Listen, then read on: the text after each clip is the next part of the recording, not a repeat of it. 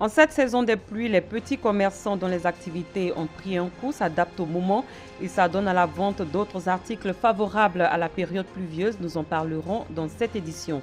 En France, l'ancien Premier ministre François Fillon, candidat malheureux à la présidentielle de 2017, a été condamné ce lundi à 5 ans de prison, dont 2 fermes, et à 10 ans d'inéligibilité pour détournement de fonds publics.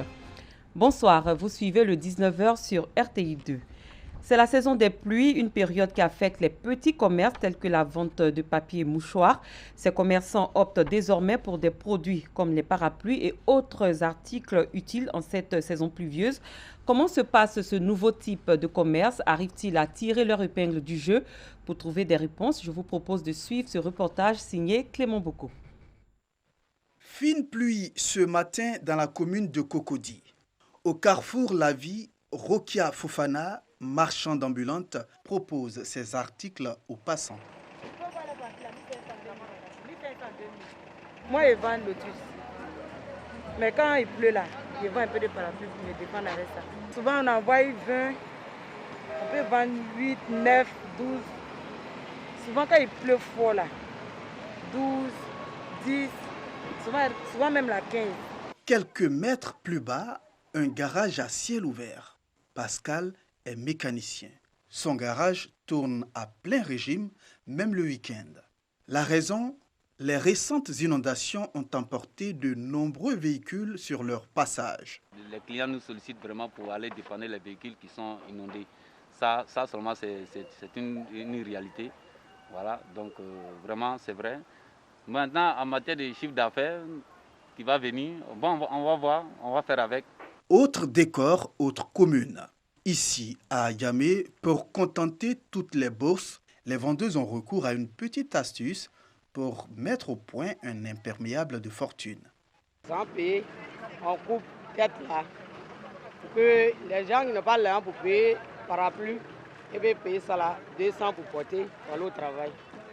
Si Ramata, Rokia et Pascal se frottent les mains pendant ces pluies diluviennes, ce n'est pas le cas pour les taxis communaux appelés Woro Woro. Attends les saisons de pluie là, ça ne marche pas trop.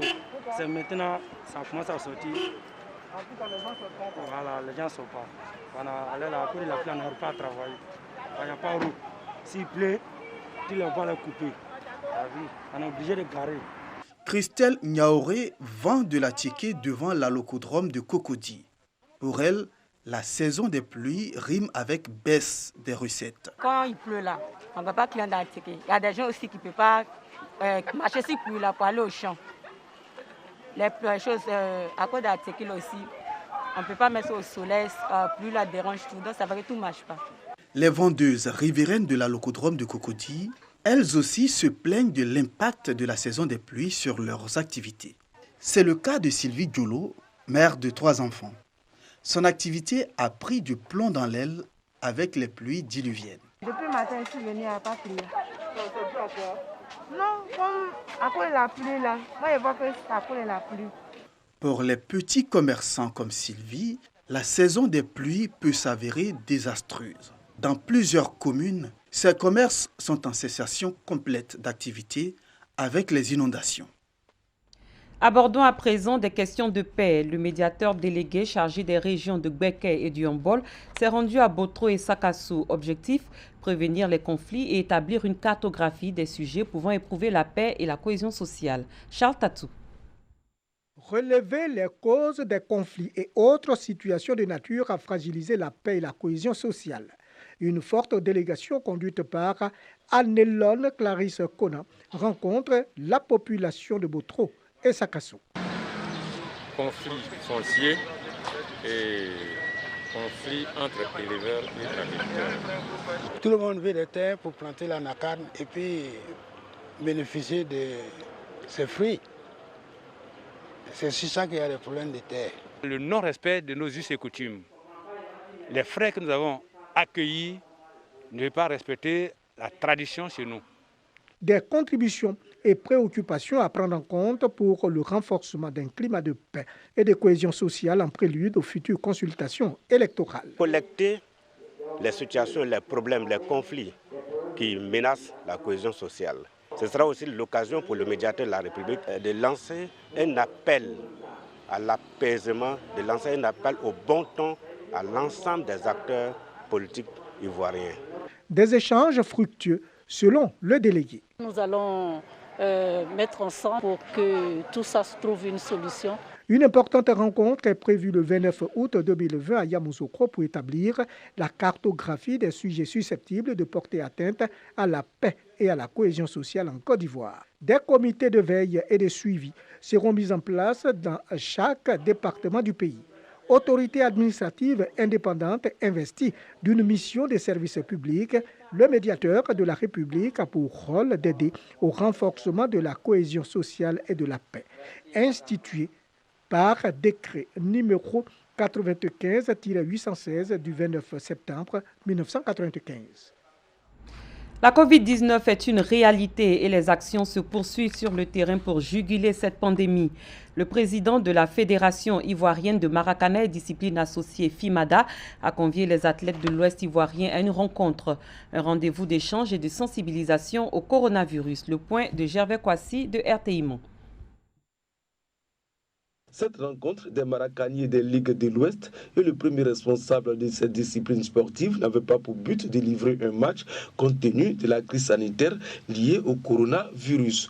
Bien au contraire, pour lutter contre cette pandémie, les présidents des clubs et ligues ont reçu des kits sanitaires pour se prévenir de la Covid-19, même si la pratique des sports collectifs est suspendue.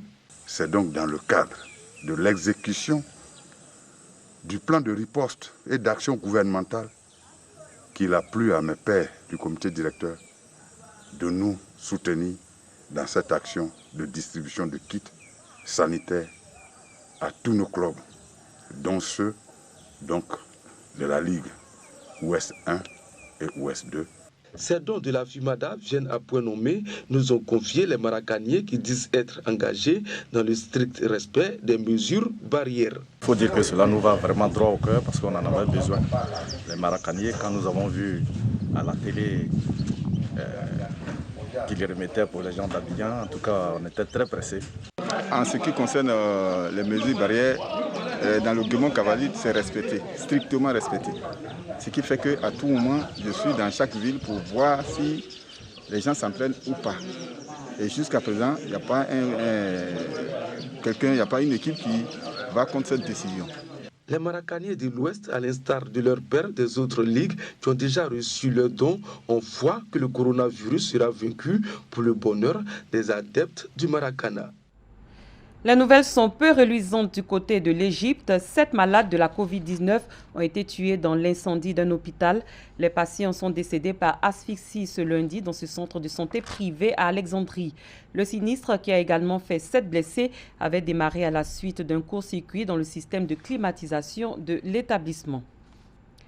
Sachez également que l'armée chinoise a autorisé l'utilisation dans ses rangs d'un vaccin contre la Covid-19 conçu conjointement par un institut de recherche militaire et une compagnie pharmaceutique. Pour rappel, le nouveau coronavirus détecté pour la première fois à la fin de 2019 en Chine et qui a déjà fait plus de 500 000 morts à l'échelle planétaire. Selon le dernier pointage de l'OMS, outre les 17 vaccins contre la Covid-19 testés sur l'homme, 132 autres sont actuellement en phase d'évaluation préclinique. Aucun n'a encore reçu l'autorisation d'être commercialisé. Une note de tristesse dans cette édition, le cinéma ivoirien est en deuil. L'acteur et comédien Lanciné Touré, dit Lance Touré, a tiré sa révérence dimanche à Abidjan des suites d'une longue maladie. Il a incarné des rôles dans des séries à succès telles que Sida dans la cité et Les coups de la vie. Bintou Pekele, Clément Boko. L'acteur et comédien Lanciné Touré, dit Lance Touré, est décédé dans la nuit d'hier à aujourd'hui des suites d'une longue maladie. Acteur et scénariste, il a eu une carrière bien remplie. Propulsé sur la scène théâtrale dans les années 86-87, avec son rôle dans la pièce de théâtre Qu'en dis-tu ? De 2008 à 2010, il est acteur et scénariste dans le feuilleton Nafi. Lance Touré finit par rejoindre la série à succès Faut pas fâcher en 1991. Son talent dans cette série ivoirienne lui fait signer plusieurs contrats publicitaires en 1995 et il enchaîne les spots publicitaires. Puis, Lance Touré va camper le rôle de Serapo dans la série sur la pandémie du sida dénommée Sida dans la cité. Laisse-moi, sinon j'écris. Ne t'approche pas. Qu'est-ce que tu as? Tu ne m'aimes plus. Tu es séropositif. Et alors? Alors je ne veux plus.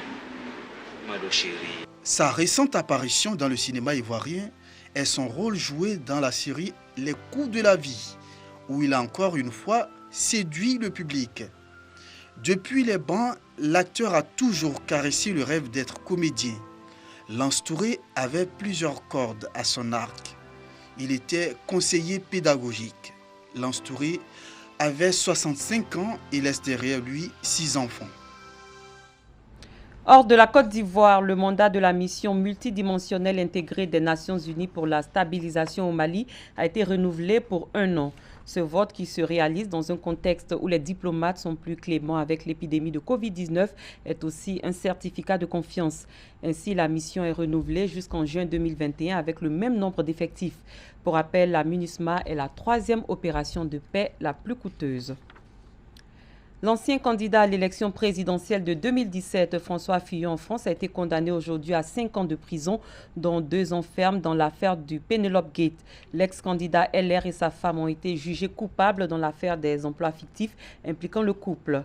François Fillon a aussi été condamné à 375 000 € d'amende et à une peine d'inéligibilité de 10 ans. Penelope Fillon écope quant à elle d'une peine de 3 ans avec sursis. Le couple a annoncé qu'il allait faire appel et qu'il souhaitait une réouverture du procès pour faire la lumière sur des pressions qu'aurait subies l'ex-procureur financière pendant l'enquête.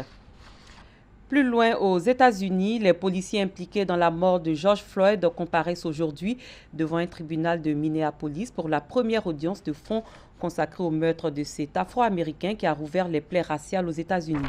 L'ex-policier Derek Chauvin, 44 ans et inculpé pour meurtre, devait être entendu ce lundi par vidéo depuis la prison fédérale à haute sécurité d'Oak Park Heights dans le Minnesota où il est détenu.